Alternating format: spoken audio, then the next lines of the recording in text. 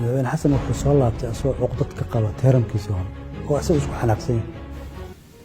kan ninkii shalay soo qufulay ee askarta Soomaaliyeed kala qaybiyay ee mirinaayo fariistay ee xabad riday the history-ga taariikhda dunida waa ka xumay waliba saas inaan dhaho madaxweyne magaaladiisa xabad u qaatay xas sheekha ka jira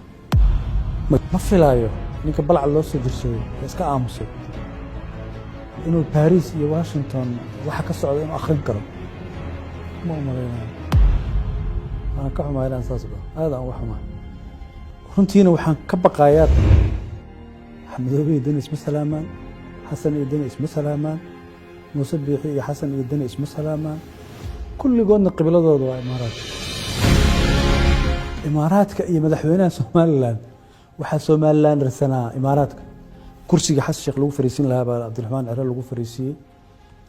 waxyaab kalena waxa waaye madaxweyne xasan sheekh waxaas kama hadlaayo biskiyo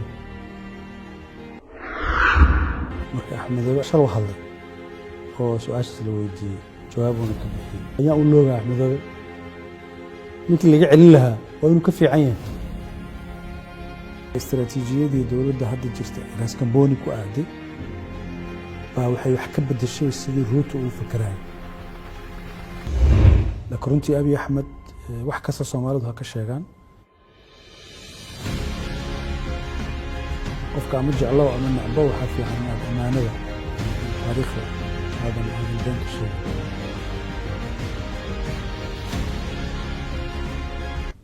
wallahi su'aashaas waa adagta su'aal aad u adag waay haddaan damcay inaan ka jawaabana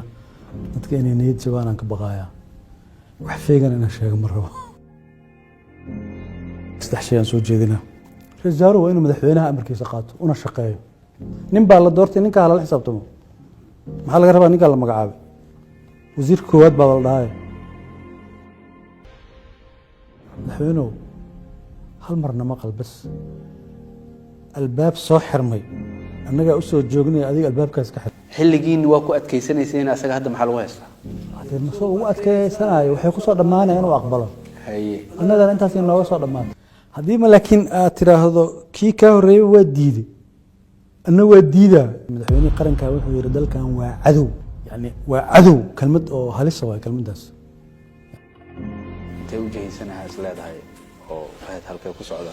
ma hadda fahad waxa uu dhahay ma jiraan waa dad baan saaxiibanahay aragti siyaasadeed naga dhaxaysa fikir naga dhaxaysa talo naga dhaxaysa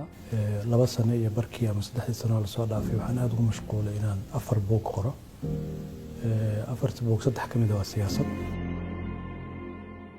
شيخ عبد الله حنبلي لأنتي سبوكان نور كم تفتين ما أركان بنانك ونصب بحال صدح شقابه إلى قبتي شقده كواد بحاله قف كأسوء نساء تاجر ودقي سنة يوم 10 كمانية إلى قياس هذا انتهى بحضاد مليني سد بدقال كي بدر إن التاجن تاي وأتفير سنة يسو مرة قارن انتهى سجلفتي حماس وضبو ميسك قراء جري أو حكو قراء جري dad badan waxay aamin leeyihiin agaasим nin siyaasiya hadana taliye sirdoon soo noqday oo sirdoonka soo shaqeeyay inay diin ka dhigistaan horta saddex jawaabood waaye su'aashaas aad ay ugu soo noqotay adiga waxa la sheegay inaad qaybtu haabiyada ka mid tahay horena waxa uu sheegtay inaad ururkii al-ittixaad aad xubin ka soo noqotay marka qaybta